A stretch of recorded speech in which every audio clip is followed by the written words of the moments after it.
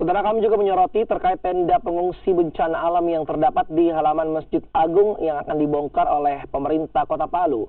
Sementara dari data pemerintah Kecamatan Palu Barat terdapat sejumlah tenda yang sudah tidak dihuni lagi. Dari data Kecamatan Palu Barat, terdapat 315 kepala keluarga yang menghuni tenda pengungsian di halaman Masjid Agung dan ada 10 tenda yang sudah tidak berpenghuni.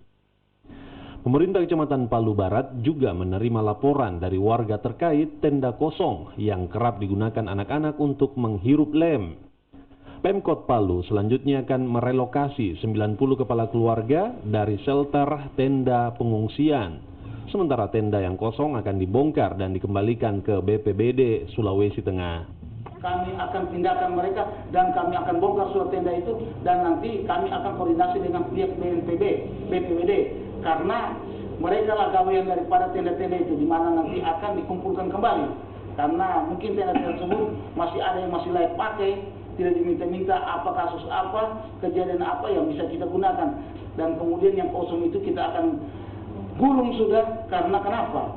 Banyak sudah disalahgunakan termasuk ya anak-anak muda itu pakai lempox anak-anak kita.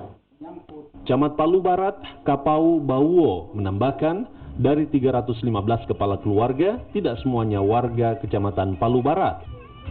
Beberapa di antaranya memanfaatkan tenda pengungsian untuk mendapatkan bantuan. Aldrin Talara, Kompas TV Palu, Sulawesi Tengah.